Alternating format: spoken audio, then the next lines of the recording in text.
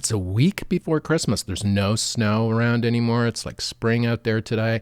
Everything is just so weird, isn't it? This is a show about jewelry. Why we wear it, why it matters, how it's made, and what it means. I'm Alex D, and I turn cannabis into gold. I make mind-blowing jewelry in gold, silver, and platinum from cannabis plants here in Canada for stage, screen, for people who want to rock crazy jewelry. I'm the cannabis goldsmith. We're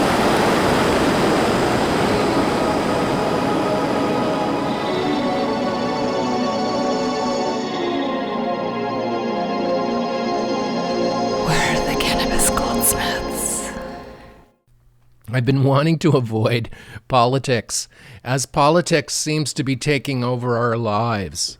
Coming from the United States, firstly, from the new president-elect Trump, who's coming in on the 20th and threatening Canada with across-the-board 25% tariffs on all our products. That would include art products, cultural products, and stuff we make here in Canada. Our amazing products are going to cost 25% more in the USA after January. And Canadians are worried about this.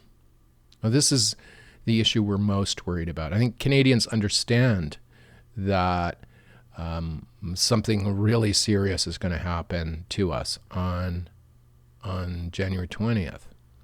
And we don't have a government in place to deal with it. It's just... This is the most critical time.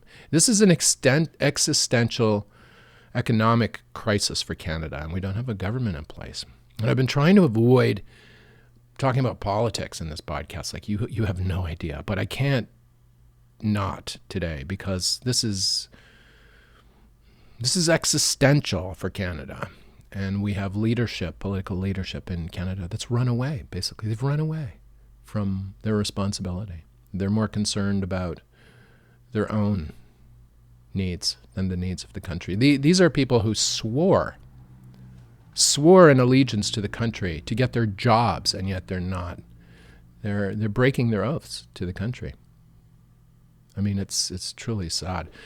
This past week in Canada, you've probably not heard about any of this. Even if you're Canadian, most Canadians aren't aware of politics. Only when an election is called and they have to decide whether they want to go and vote or not. Now, usually in the last minute, they make up their mind and go to the high school and vote or whatever. And then it's such a big ordeal to do that, you know. But most Canadians, and I guess most Americans, really don't think about politics unless there's reason to, or unless it impacts them directly or us directly. And in this case, you're the American leader, the impending leader, is going to impact us directly. So we have our own leaders that are supposed to be able to help the country deal with this, or at least plan or prepare for this kind of thing.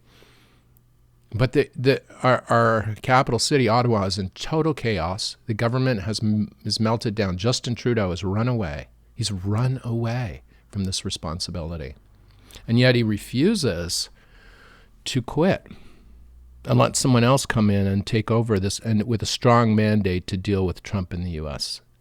This is what it is in a nutshell. We have a selfish, egocentric, self-centered, self-absorbed, self-regarding, self-concerned, self-preoccupied, smug, self-indulgent, conceited, self-satisfied, self-complacent, prideful, overweening, egotistical, egomaniacal, self-involved, egoistic, self-seeking, self-loving, proud, self-glorifying, self-important, self-contented, pompous, self-directed, self-pleased, narcissistic, self-interested, solipsistic, egotistic, self-obsessed, self-oriented, self-infatuated, inner-directed, vainglorious, vain, complacent, self-conceited, and self-opinionated Justin Trudeau.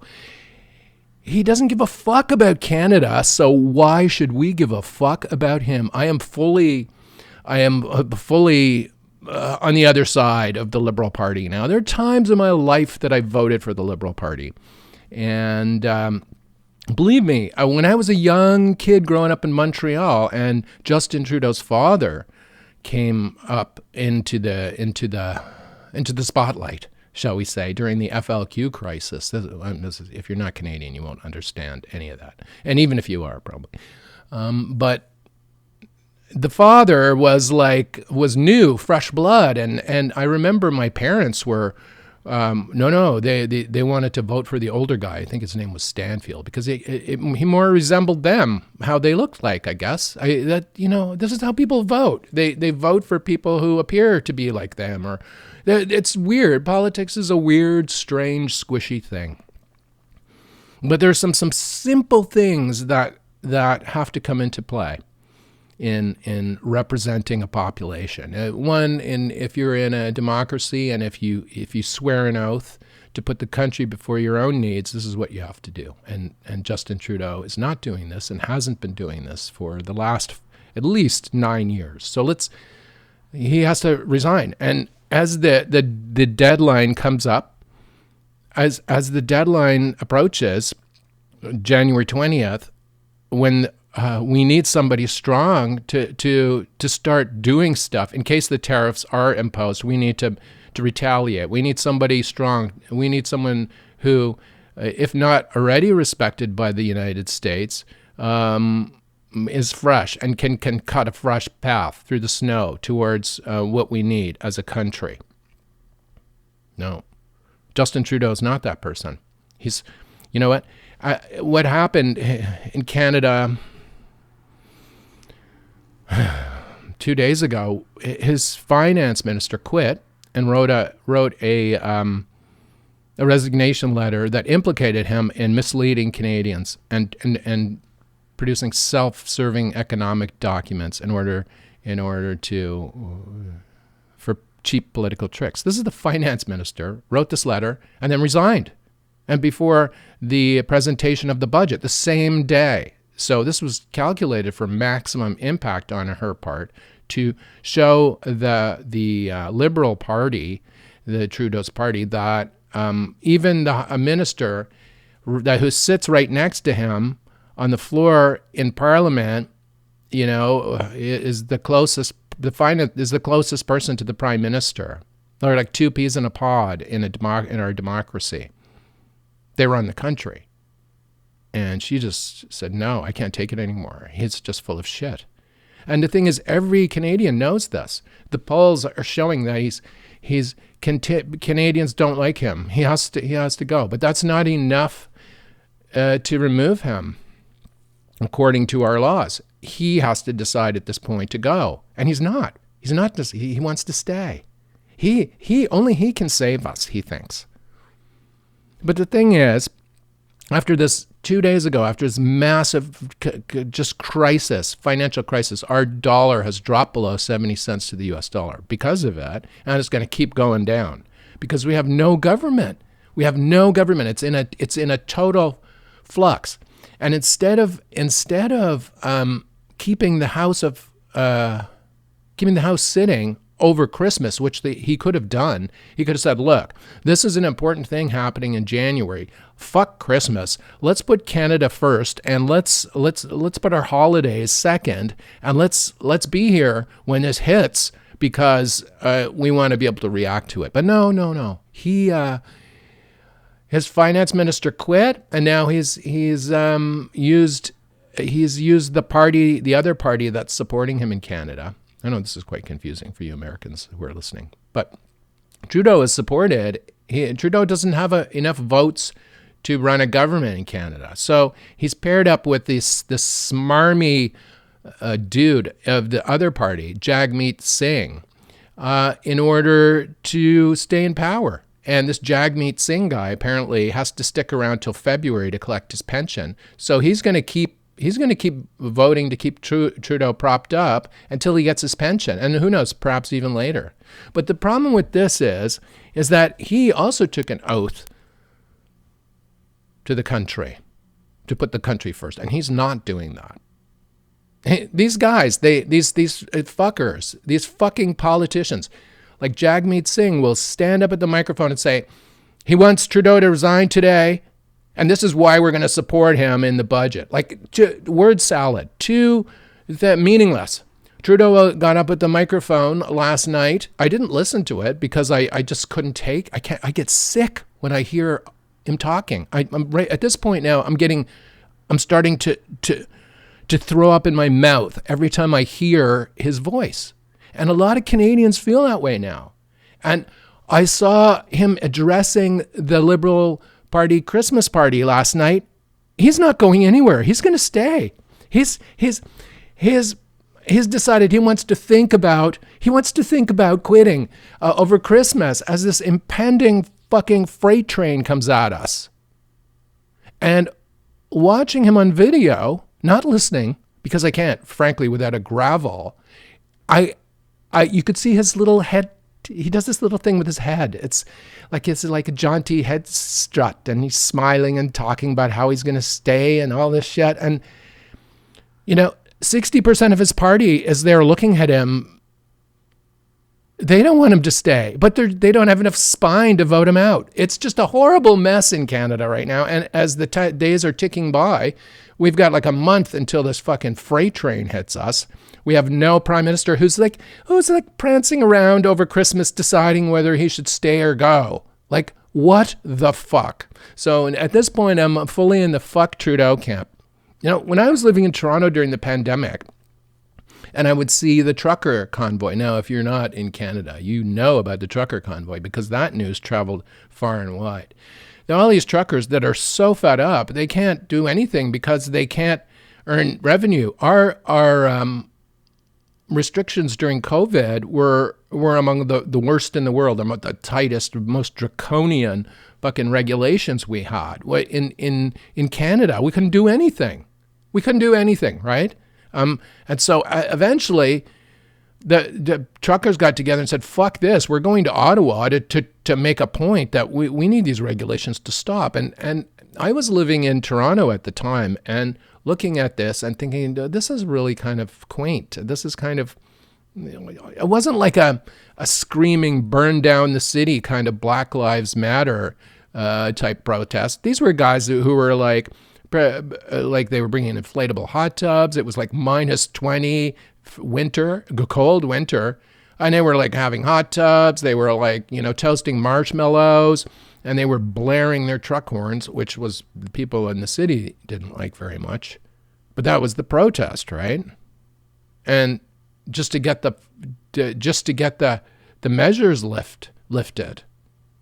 And what this government did was start shutting their bank accounts down and taking their money. That's what this Trudeau government did to them. And this government has tried to control the communication space. The thing what Trudeau does, he's so interested in his own image, he's altered all the communications laws in Canada to control the way we communicate in Canada. They've introduced these internet laws that control all kinds of communications on social media. They control the news now. Everything that the state funded by the whole news industry in Canada would collapse if it wasn't for government funding. It wouldn't be there. So now essentially they're paying the journalists. So how can you trust what these paid journalists are saying? Because they're getting money from the government. So they've destroyed the credit. Trudeau's destroyed the credibility of the press, to buff his own image up. He wants full control of the communication space. He's all about communication and not about doing anything. He's all about buffing his own image and not about doing anything real. He's the ultimate TikTok prime minister. He's like heart sign, Taylor Swift bracelet, kissing tweens at the concert. It's all just sick. It's sick. He should be doing actual work for the country. And especially now when this fucking freight train is coming at us. So fuck Trudeau. And I hope you fucking maniac, if you're still considering about resigning, resign. Just do it for the good of the country. That's what I have to say today. I'm just sick of you, and most of Canada is too. So leave, so we can get another government. I don't care which government, but another strong government. Whoever gets voted in next will have a mandate to deal with Trump, and that's what we need. We don't need somebody reflecting on whether they want to run again. What the fuck? Like, Jesus, I'm just angry. And most Canadians, when this news reaches them, not from me, because I don't have a show that reaches millions of people, but this news about our finance minister quitting like this has reached nearly every Canadian now. Every Canadian has heard about it. And our opinion of the prime minister is dropping even more. But you see, he's too self-absorbed to care or notice. And with his partner, Jagmeet Singh, the guy with the giant turban, my God, like, grow a spine and vote Trudeau out of office. But, that's not going to happen until February. So here we have, I don't even know what's going to happen. I've been running like simulations on AI asking what's going to happen. 25% on everything. Or, avocados, $10 an avocado, like Canadian dollar worth 50 cents US, all kinds, anything that we buy in the supermarket that comes in from outside Canada that's priced in US dollars is going to just fucking go up like 25% immediately, then another, whatever our exchange rate drop is. Like I said, it already has dropped over a cent in a day. It's because of this, the finance minister's resignation is starting to filter through the world economic analysts. This is like when everyone's too focused on the U.S. now to consider Canada. You artists out here are saying, what the fuck is he talking about? He needs to be talking about pottery, not fucking politics. But look, we might all be just fucking in bread lines next year. This is how serious this is. And we have a leadership that doesn't care about us anymore in Canada. But the world is looking at Trump, and everyone was worried about these tariffs. I'm sure Europe is worried. All these other countries are worried about it. But this is it's a big stick to be whacking oneself in the head with, because that's what tariffs are. A tariff is essentially you getting a hammer and hitting yourself in the head. Now, when somebody is doing that, you can't even you can't relate to them, and this is what's going to happen. Like, if they're gonna jack our prices up on our products by 25% and make the American consumers pay for that, for a while they will, but then they'll eventually switch to other products that are made in country that are maybe cheaper. But not everything can be made in country. And in the case of North America, our economies are integrated. Mexico and the United States and Canada. For things like the automotive industry, everyone knows that a car produced in North America is not produced in the United States or Canada. The car I drive was manufactured in Kentucky and then shipped to Ontario, and it probably already went back and forth across the border a few times to get like body parts or chassis or whatever. This is how the whole economy here is organized and integrated. And when tariffs, a 25% tariff gets slapped into that, it stops that whole process completely. And cars, I can imagine going up. Automotive, like North American cars are just going to be so expensive. So treat your car well now while you can, because you're not going to be able to afford a new one for a while. Unless you're, of course, billionaires, because they seem to be doing great. But anyway, back to Canada. What are we going to do? We can't do anything. We have to wait around for Justin to make up his mind and reflect and decide whether we're to survive or not. How fucked is that? So fuck Trudeau. I hope you have a shitty Christmas. I hope your Christmas truly sucks, you fucking asshole. Now, how's that? I have to let my wind blow free, as my mother used to say. I mean, I am really angry at our prime minister. Fuck you, dude. Get back to work. Resign. Call an election. Just say he's the only person that can do it. And now it's Jagmeet Singh. Since they've shut down Parliament, even he doesn't matter anymore. I'm going to have to cut out some of these swear words, I think, in this podcast, because I'm just like It's, but it makes sense though, doesn't it? Like we were lost here in Canada without leadership in our country, and we have none. We have a leader who is looking in the mirror right now, deciding whether he should be prime minister again. He has no fucking idea what's going on in the country. He doesn't care. He doesn't care. Now, this is who we have in charge of Canada. This is who we have as Trump comes into power. And what makes matters worse, all our premiers of the different provinces in Canada, in the United States, this would be equivalent to your governors. There's a huge power vacuum in Ottawa now. Nobody's making any decisions. So they all got together and said, okay, we're going to deal with the United States. But you see, they can't because they don't have the authority under law to negotiate trade agreements or any of that stuff. And what's even worse than that, our premier in Ontario, Doug Ford, he's appointed himself the leader of this group, and he's doing video hits on CNN and all the financial things. But you know what? His family, the Ford family, has a publicly reported history with illegal drugs. You might remember the crack-smoking mayor, Rob Ford. Smoking crack in the fucking mayor's office in Toronto. And now the Globe and Mail published this huge feature, cover story about the Ford family and their history with illegal drugs. Now, as soon as the American press discovers that, do you think Doug Ford, is going to be... You think they're going to listen to him? This Tom Homan guy, the whole thing they're concerned about is fentanyl and illegal drugs coming into the border. So they're not going to negotiate with a fucking governor who has a history with illegal drugs. Now, this is the guy representing our province. We're fucked. We are truly fucked in January. I'm accepting that now. But I don't even know what to do to be prepared for it because we have no leadership to tell us.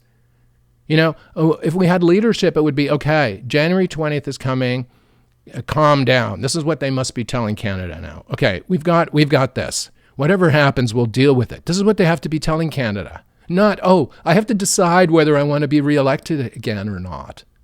This is the wrong fucking question. My God, Trudeau, resign, you fucking asshole. Resign. Just go. Leave for the good of the country. And I know it's not just me thinking that way. We're at over 60% of the population, going into 80% of the population thinks our prime minister must leave immediately. And he must, for the good of the country. What are we going to do? I don't know what I'm going to do. Well, today the post office come back. Yesterday, actually. The post office is back. They were ordered back to work in Canada. So now we have a post office. But there's a month of backlog packages that need to be cleared before I guess anything is working as it was before the strike. So this is Christmas, right? Our Christmas is fucked. Our Christmas sales are fucked. We had no leadership in Ottawa. So we had no attention on the post office.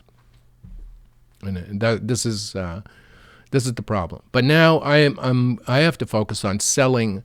I have one product I want to sell into the United States before January 20th.